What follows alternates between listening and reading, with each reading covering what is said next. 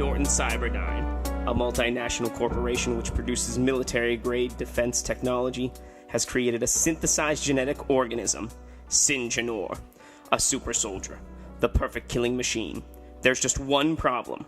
A prototype creature has gotten loose and has begun a bloody killing spree. Poligorsky, a beautiful, undermining executive, decides to allow the Syngenor to wreak more terror.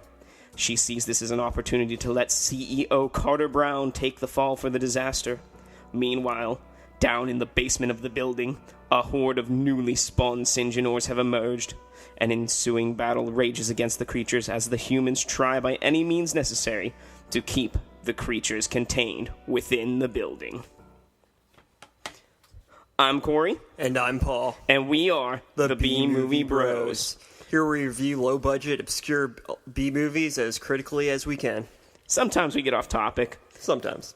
But randomness is a gift. We're broadcasting from the Millvale Studios on the River's Edge Network. And this week we bring to you the 1990 horror sci-fi Syngenor. So let's take a look at the cover here. You heard what was on the back of the box in our opening. So on the cover, pretty simple setup. We've got a monster. Yeah, it's just the monster, the Syngenor. And there's a little sticker on the side that says starring David Gale of Reanimator fame. And for those of you that don't know, if you've seen Reanimator, David Gale is Dr. Carl Hill, the main villain of the movie. So we've got this monster. He's got some armor on, it looks like. Kind of looks like a more humanoid version of the alien from Alien. I think we should kind of say what the Syngenor is, because that's the big question. Oh. Syngenor, synthesized genetic organism. That's what the title on the front says. They kind of so it's either it's a subtitle or a tagline. We're not sure. It's underneath the word Syngenor.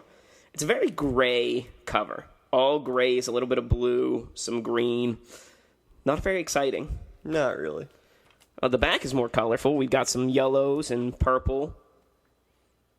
And some pictures of people doing nothing. Yeah, it's not really all that exciting. You'd think they'd show, like, at least the Syngenor killing somebody. So, taking a look at this, Paul, what are you expecting going into this movie? I'm expecting to see a Syngenor. That's about my expectations. Killing people. Like, he looks like a killer. I mean, the face like that, your options are pretty limited.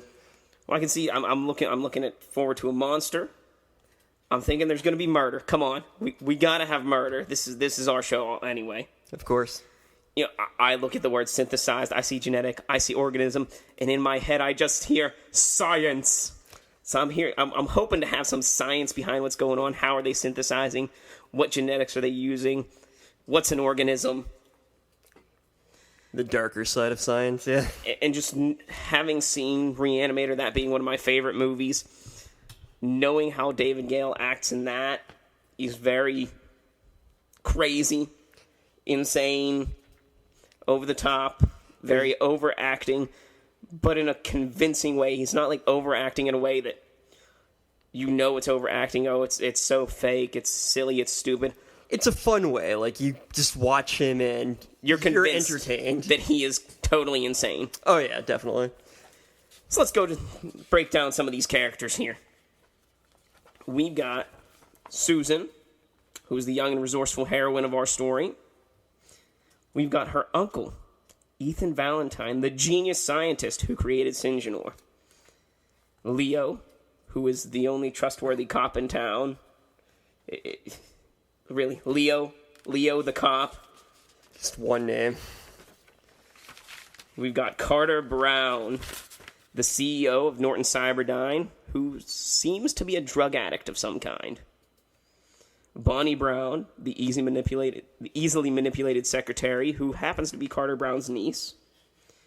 We've got the Syngenor, the synthesized genetic organism, an unstoppable soldier who asexually reproduces and sounds like an elephant. We've got Dave Greenwalt, the new man who's in charge of the Syngenor program. Armbruster, who's executive, who's just trying to get by doing the bare minimum. Paula, who's working on usurping the power of Norton Cyberdyne by getting rid of Carter Brown. And last but not least, we have the security guard, who's the only one who thinks things are going a bit crazy and tries to get out before things go too far. The voice of reason in the movie. That's about it. Characters aren't too deep, not too exciting. So let's get into some plot points here and get into the meat of this. We are at a 98-minute movie here, folks, so let's get started. We get a nice shot of the city. Businessmen take some cargoes to a basement and get attacked by the first Syngenor. Then we see Susan getting home from a date. Ethan's experimenting, and Susan finds her uncle dying. After that, she gets chased by a Syngenor. She goes to the police, but nobody believes her. Nick tries to get into Norton Cyberdyne for a story. There's a board meeting. We're introduced to Carter Brown. We hear a Syngenor commercial. Susan encounters Nick at her home. Then Paula and Armbruster discuss overthrowing the company. Carter Brown is using some kind of green drug. Susan and Nick decide to infiltrate Norton Cyberdyne. We're at the 30-minute mark. The Syngenors are released into the building. Carter begins to act a little strange. More drugs for Carter. Nick and Susan arrive at Norton Cyberdyne. Armbruster leaks information to Nick while Paula and Carter listen in. Carter confronts Nick about what he and Armbruster talked about. Carter Brown calls another committee meeting. Security is sent to deal with the Syngenor infestation. The security team battles the Syngenors at 58 minutes. Nick and Susan escape from the basement battleground. Carter goes crazier and kills the security guard. Nick and Susan go to the police with their findings. They return home, where she and Nick express their feelings for each other. We're at the 71-minute mark. Carter Brown orders Nick and Susan's execution. A Syngenor attacks the house. Nick and Susan return to Norton Cyberdyne, 80 minutes. Syngenor showdown, 88 minutes. The final Syngenor at 93. And then after that, another appears. At 95 minutes, the credits roll. Yeah, it sums it up pretty well. A pretty straightforward movie. We've got our standard plot, monsters. We've got our subplot, try to take over the company. So, did you get what you were expecting out of this movie? Yeah, for a low-budget horror sci-fi, this was... I mean, I didn't really know what to expect. This is a movie that really kind of went under the radar. Other than us, I don't know anyone who's even ever heard of the Syngenor, so I wasn't expecting much from it. But, I mean, yeah, there was a Syngenor, he killed some people, and that happened. That was about it. You were expecting a monster, you got a monster. And as far as people not even hearing about this, it saddened me when I was looking for movies a couple weeks ago. I found this movie in the FYE clearance section for $3.44. It was that much? Yeah, I mean, I paid a lot more for it back in the day, but I digress. Yeah, we did have our murders. Lots of murdering. We had some monsters. We had more than one Syngenor. And each one was varied a little bit to make him just a tiny bit different. I liked that twinge, but at the same time, it was kind of a cop-out. Thought it would have been funny if one was wearing a hat, one wore a monocle, one had a mustache, but we quite varied that much. Really didn't get any science. I was disappointed in that. Well, the word genetic is in Syngenor and synthesized. That's one thing with like science fiction. Since most people who write it aren't scientists, they just kind of throw out scientific terms. Like if you ever watch old episodes of Doctor Who, they'll just kind of say, like, math and science terms, like, oh, yes, that must be it. It's so reverse the polarity. The reverse polarity, whatever that means. But then if you watch new Doctor Who, it's just like, use the sonic! Wibbly wobbly, timey-wimey. But I mean, the description's pretty good. Although it talks more about Paula and Armbruster's overtaking of the company, which is the minor part of the movie, and less about the Syngenors escaping and murdering people and all that fun stuff, which takes up the bulk of the film. See, I thought this whole movie was just Carter Brown being crazy. That was the entire movie for me, just watching him and David Gale perform. And just, I don't even think he was scripted, to be honest. He just kind of said things, and it was beautiful. Well, actually, Carter Brown, the actor David Gale, had a lot of influence on the movie. Oh, really? Yeah, the drug part of the movie, that was his idea. And Was he on drugs at the time? And he told the producers that he didn't want them to reveal what drug he was taking, just that he was taking drugs. There's also a scene after he started his killings of people where he's sitting with a bunny mask on the back of his head. And he wasn't supposed to have that mask. David Gale just brought that with him and was like, hey, I'm going to wear this mask for this scene because it's insane. David Gale he was amazing. He unfortunately died, I believe in 1995, was it? Oh, no, it was much earlier. He died in 1991. Oh, wow, right after this movie. Yes, Shame. We'll get into that in a little bit. One interesting thing when you said that the ambiguous drug, I want to point out once again, this is in 1990 during the big anti-drug craze, so you always had in all sorts of things ambiguous drug, and it was just a needle or something like that, so it kind of goes with the time period. However, it's kind of hinted at that what he's taking is Syngenor blood, because what he's taking is green, and the Syngenors bleed green, kind of like predators. Stay away from Syngenor blood. So, the special effects were okay. I mean, let's be honest, this wasn't low budget, this was mid-budget. This wasn't a big name, but it wasn't the tiniest. I feel like this qualifies more as a B movie because, not so much because there was a low budget, and there wasn't a huge budget, but it's so obscure and no one's really heard of it. It doesn't even have a rating on Rotten Tomatoes because no one sent a review for it. Really? Yeah, I looked this up earlier. Let's get on that shit. Yeah, we will be the first ones to review this. But it had nothing. No one had even heard of it. None of the actors, except for David Gale, have anything on the internet about them except any kind of profile. It was this movie completely fell off the radar and under everyone. Which is really ironic because this movie was originally supposed to be a sequel. But it was supposed to be a sequel to a movie that no one also ever heard of. Which is why they didn't make it a sequel to that movie, because they thought that no one would go see it and it would fly under the radar, being the sequel to a movie that no one's ever heard of. I think that was a terrible idea. I think the four people who saw was the movie that that the Syngenor was originally from was a 1981 film called Scared to Death by William Malone. And I think for the four people who saw that movie, they would have been super excited to see a sequel to that movie about the Syngenor. And I think that would have gotten them at least 7 more viewers, and that could have made all the difference. However, it was a little contradictory because in Scared to Death, the Syngenor lives in a sewer and is walking through water, and in Syngenor, its weakness is water.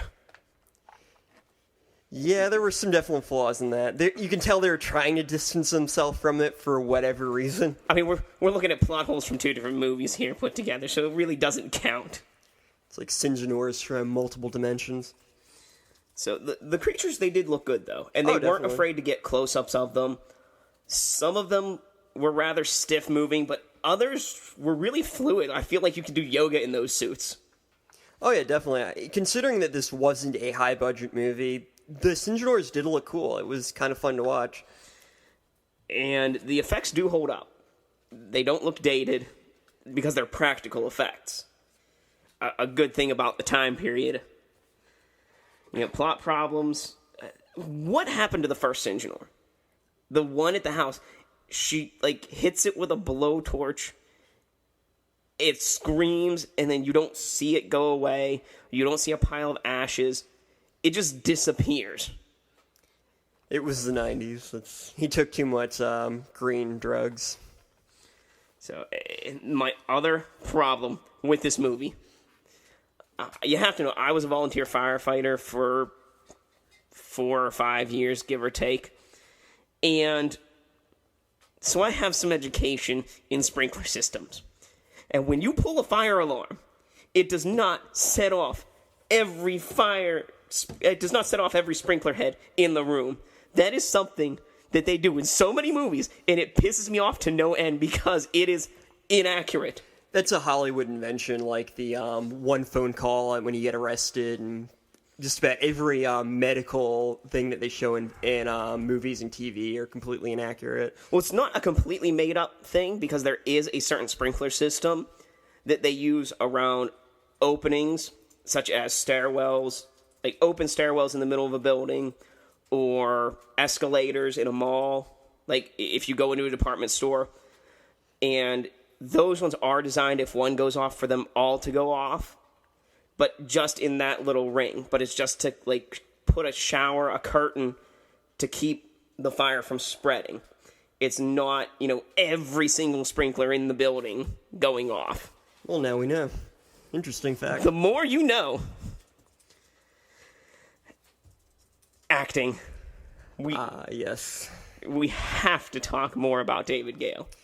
I'm just going to say none of the other characters mattered even slightly. None of them could act very well. The script was not particularly strong. They tried. Yeah, lots of people tried. Doesn't mean they succeeded. I tried to be president once. I didn't do very well. But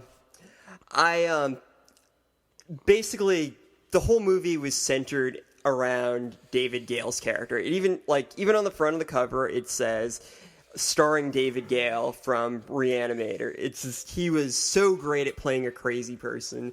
I could have watched him all day. Well, David Gale is a character actor. He really gets into his role. Oh, and you can tell it was a lot of fun to watch. He gives him a background. He gives him a future. He just takes it to the max. And it's unfortunate that we lost him so early in his life. He was only 54 when he died. Definitely a shame. He should have been in every movie ever. Like, he could have been bigger than Tony Shalhoub, who is a very well-known character actor. Well, they're a lot different. Tony Shalhoub is very, he can play really mundane characters and make them interesting. David Gale plays crazy characters and makes them just really fun to watch. So I think that they're two different kind of actors there. They just really get into their roles. Yeah, and they're both really fun to watch. I mean, the acting, we said, it was kind of dreadful, but just David Gale's fantastic contrast to their mediocrity just gave so much life to this movie. In the defense of the characters, I will say that the script was not particularly strong. The dialogue outside of David Gale's lines, which we'll get into later, was not very good. You didn't really know much about the characters except that they had something to do. Like, the reporter is like, I'm going to reveal the big conspiracy. The niece is like, I'm going to avenge my uncle, and I'm going to help you get your story. And then they end up, from trying to uncover this whole thing, they end up hooking up, and it was all very predictable. So, yeah, dialogue, not so good, but we did have a couple good lines. So, let's have a quote war. Quote wars. So, why don't you hit us off there, Paul? I'll start off. There's a cancer within this company. I can feel it everywhere. Carter Brown. I saw my life flash before my eyes. I thought both of us were dead. Armbruster. I want them dead. I want them totally eliminated. Oh, yes. I've got the evidence. I've got everything you need. Just bring me justice. Another Carter Brown. I don't know nobody. I just watch video screens and hope people like you don't get past reception. Because if they do, that means I gotta drag my tired ass down here and kick you out. The security guard. It's Saturday, for Christ's sake. Brewster. The things you'll do for a pension plan. The lead security guard. Want anyone who stands in my way eliminated as well. And I want the goddamn air conditioner fixed. Welcome to my nightmare. Last two. Carter Brown. What else can we say about this movie? Thinking about the plot, and like I said, none of the characters outside of Carter Brown are really all that interesting. Though I will say that the security guard was really funny. He just didn't want to be there. He's like, well, I picked the wrong day to go to work. He was pretty great for a while. He really wasn't in it much. One thing I thought of when watching this was the reporter. He comes up. There's this big conspiracy. He really doesn't even have much to go on. He just kind of knows there's a conspiracy because he's a reporter. Yeah, because it's a wonderfully written movie, and he's the omniscient reporter.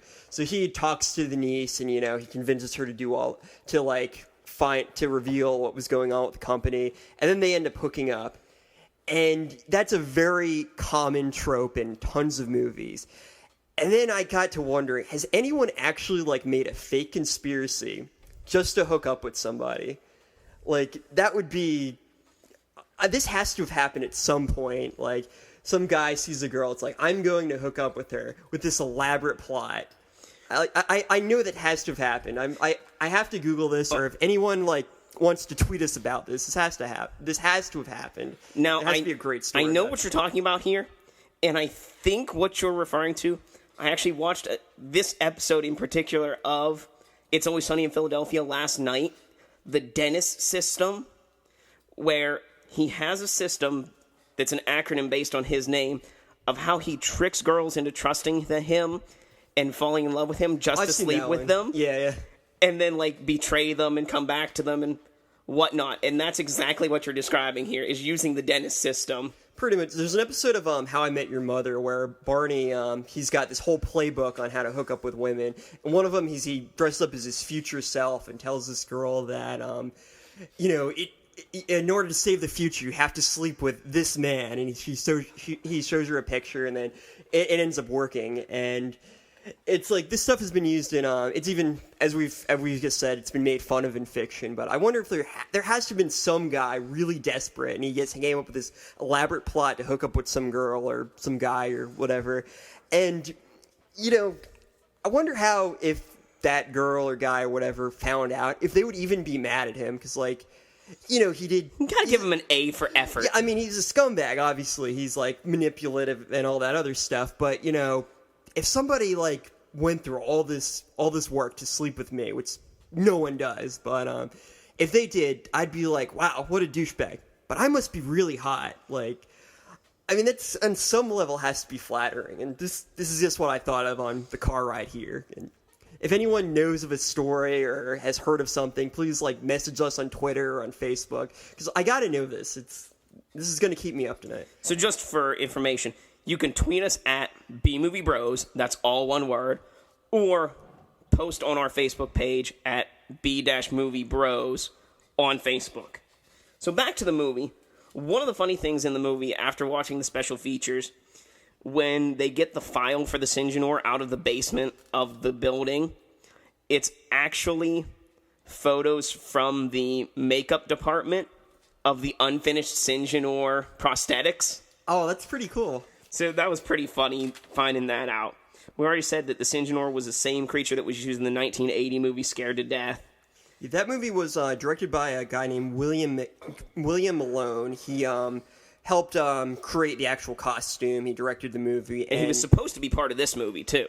Yeah, he was directing a movie called Creature, which came out in 1986. It's basically a ripoff of Alien, from what I can tell. But he helped design the Syngenor monster in Syngenor as well, so that was basically how... So he did have... The Syngenor is basically his creation in both movies, but he really didn't have much to do with this one. And it's funny because this movie actually predicts in its commercial for the Syngenor, promoting it within the company, that the next global war would take place in the Middle East. Now, this movie was released right before Desert Storm happened. And then, of course, the more modern, quote-unquote, War on Terror. So it's funny that this movie actually accurately predicted where the next global war would be taking place. We had some interactions in the 80s with the Middle East, but yeah, it's still impressive. So let's go beyond the real here for a minute, and let's talk a little more about David Gale, the person. And David Gale was born October 2nd, 1936, in England.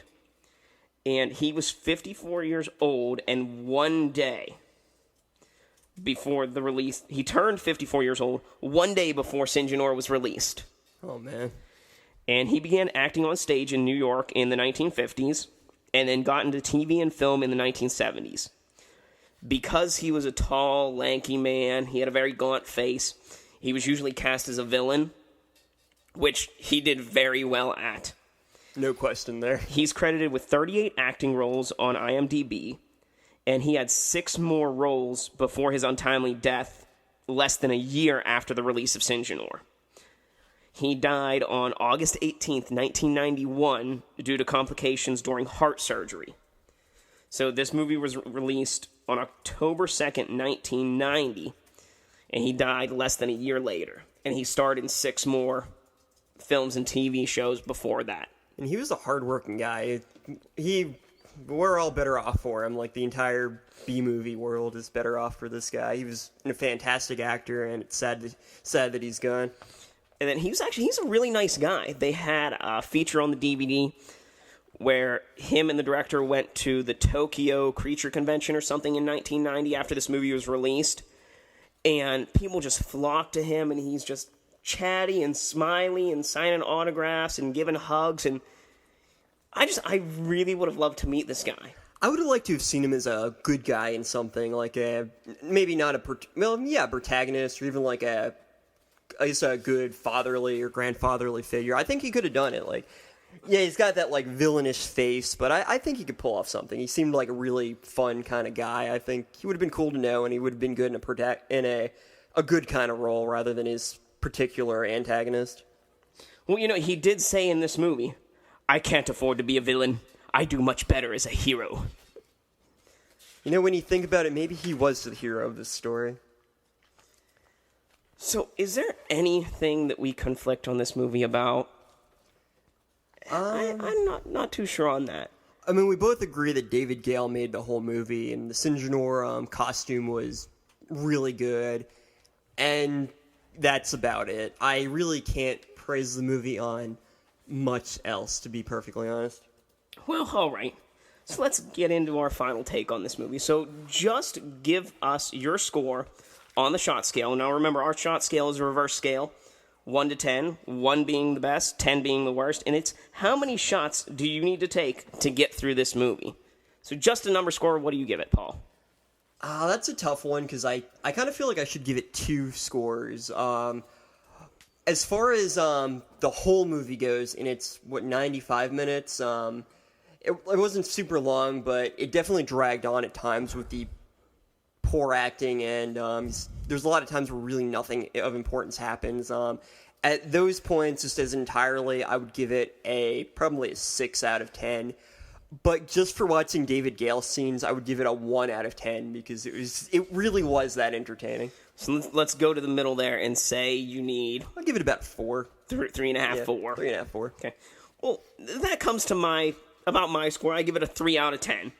Seems fair. Now, let's give you your generous 90 seconds to justify your score of 4 out of 10. Ready? Go. Okay, so this movie really had nothing to stand out except for, once again, David Gale, and even the Syngenor costume wasn't anything special. This movie, I want to point out once again, came out in 1990. Just to give some context, the movie Alien came out in 1979. Terminator came out in 1984. Terminator 2 came out 1 year later, 1991, which did a lot more for science fiction than this movie did. This is just a standard horror kind of science fiction movie. Aliens came out in 1986, and basically there were all these good science fiction movies and horror type, slasher sort of villainous kind, and they all stood out. They all kind of made their own place in history. This one really didn't do any of that. Nothing stood out in particular on this movie, and although I really like David Gale, that was basically all that was, and it was just kind of for laughs. This didn't stand out as far as a science fiction or horror movie, but it was fun to watch, mostly for David Gale, and because the effects really weren't that bad. So that's about all I have to say on that one. All right, so 4 out of 10. I give it a 3 out of 10, and here's why. Syngenor is a classic 80s sci-fi film. It takes the elements of horror, suspense, action, and blends them together in a way it's not very displeasing. Acting isn't half bad, and David Gale adds a stellar psychotic performance to top off the branch of the movie tree. At the root, we have a creature who is quite believable in its actions as well as its movements. They aren't afraid to show off their monster and put it through some decent action and chase sequences. You add in a subplot about conspiracy to overthrow the current CEO of the company that you work for, and you get an interesting genre mix that works fairly well. The story is kind of paced well, and more intriguing than today's gore-infested creature flicks. and make this a rather enjoyable film. This is why I give this a 3 out of 10 on the shot scale. Campy, yes. Cheesy, yes. But this was the bridge from the 80s to the 90s, and I wouldn't want to have it any other way. See, I would argue that this really didn't do anything as far as changing anything. It was just like another movie thrown in the mix as far as like the 80s, 90s horror, sci-fi fiction. Well, it wasn't anything substantial, but I think it perfectly shows that bridge going from those campy movies to try and get something a little more serious, to try and do more than just one genre. It really tried to mix things up. It tried to be different. Did it succeed? Not really. See, I just think there are so many movies that did a lot better. Like I mentioned, like Alien, Predator, Terminator. There's so many really great movies that came out before that, and like even a little bit after, that just did such a better job. And this movie, like, it didn't have as big of a budget, but even Alien, which came out in 1979, it wasn't well known at the time. Like, a lot of people don't realize Aliens is what really took off the franchise.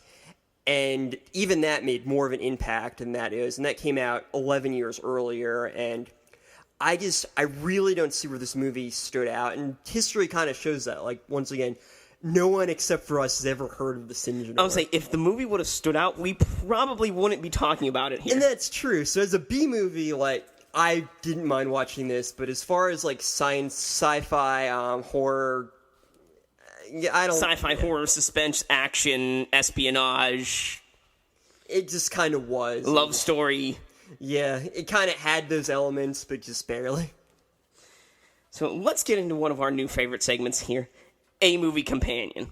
Now, we know that not everybody out there likes the same kind of crap that we do. So we like to take an A movie, a movie of a higher class, and show you how this movie is just a different version of that movie. So, here we go. An A movie companion for Syngenor would be Terminator 2, Judgment Day. Now, here's my first point. In Syngenor, we have the Norton Cyberdyne Corporation. Let's forget about the word Norton here for a moment and focus on the one word, Cyberdyne. In Terminator 2, it's Cyberdyne Systems that creates Skynet and causes the world to end. Well, Norton Cyberdyne is trying to create something that's not going to end the world, but save the world. Which could, in turn, end the world because it's a horrific monster that reproduces at an exponential rate and kills people. So they both create an unstoppable soldier. They were both released on the third day of a month. This, Syngenor, on October 3rd, 1990, and Terminator 2 on July 3rd, 1991. Now that's pretty substantial there, both on the 3rd of a month. They both primarily have shotguns used against the antagonists. They're both using futuristic weapons at some point in the movie, whether it's the Syngenor's weird pulse gun thingy, or the laser rifles, pulse rifles that they use in the future scenes for Terminator 2. The Syngenor house chase is very reminiscent of the original Terminator movie where the T-800 breaks into Sarah Connor's apartment. And both movies talk about global war fought by soldiers without fear. The Syngenor not having fear in Syngenor, and the Terminators and all the robots in the Terminator franchise not having any fear fighting against the humans in Terminator 2. And also, you really have to take a look at these two words, Norton and Cyberdyne. Cyberdyne Systems, really evil. Norton Antivirus, really evil. So, you take those two evils, you put them together, you get Syngenor. You take them apart, you get Cyberdyne, you get the Terminator. Hence, Terminator 2, Judgment Day, is just an A-movie version of Syngenor. Yeah, can't really argue that one. They're pretty much the same movie overall. For this one, I would actually go with Aliens, which I know I mentioned earlier, but... Now, did you say Alien or Aliens? Aliens with an yes, okay. So the second one, the 1986 movie. The reason why is you have a bunch of characters who relatively don't matter except for one. It's in Syngenor, it was David Gale's character. In Aliens, it was Sigourney Weaver, and they were both fantastic characters. And there's a threat. It takes place. It's a sci-fi horror, and the threat doesn't talk. As far as we know, it's just out to kill, and they just kind of kill him, and they find different ways to kill him. And in this movie, they had some kind of ray gun to destroy the Syngenor. In Aliens, Sigourney Weaver had that awesome robot suit thing. It's just, yeah, it's probably as... It was a power loader. Yeah, whatever. That's as far as I can go with that one. Yeah, I'm going to go with Aliens. It's also just a great movie. And the monster design is kind of similar. I can see definitely. the correlation. In fact, William, as I stated before, William Malone, who created Syngenor, he went on to make a movie called Creature. And that's another movie that no one's ever heard of and was watched by maybe 3 people. But there were 2 guys who helped make that movie. They were named Robert and Dennis Stotake.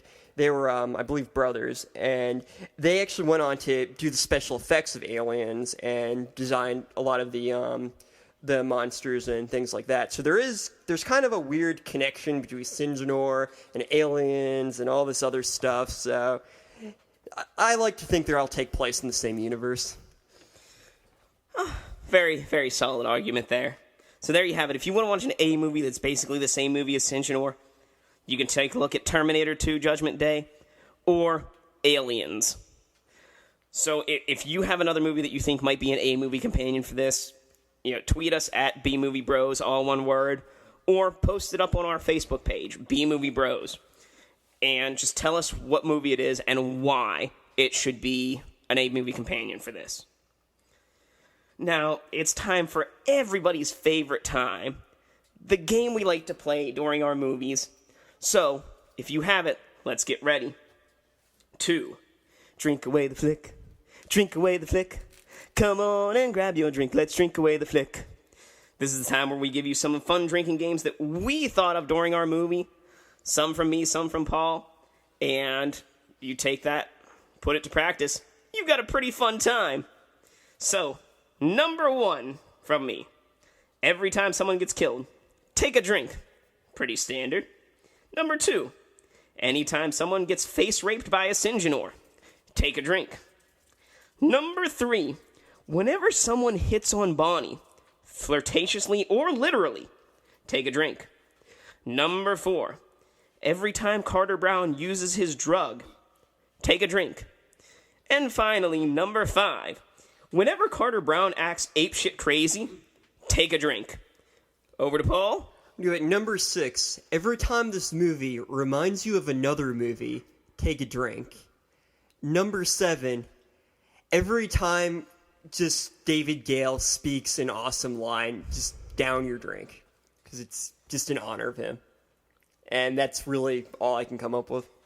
So, that is how you can drink away the flick. If you want to join us next week, we'll be checking out the legendary Bill Hinsman in his zombie masterpiece, Flesh Eater, from 1998. Hey, that's the same year you were born, Paul, isn't it? Can't be coincidental. Must be a great thing. Now, I'm amazed we've gone this far without talking about a zombie movie, so this is going to be a little exciting next time. And one real little preview real quick. Paul and I got to meet Bill Hinsman when we first met each other, and we saw Flesh Eater, and then we told him we saw Flesh Eater, and Bill Hinsman's response to us was, blood, gore, ass, and tits. So there's a lot to look forward to in this one. It's gonna be a good time. So, don't forget to follow us on Twitter at BMovieBros, all one word, and like us on Facebook at BMovieBros. Until we meet again, be brave, be alive, be back next week.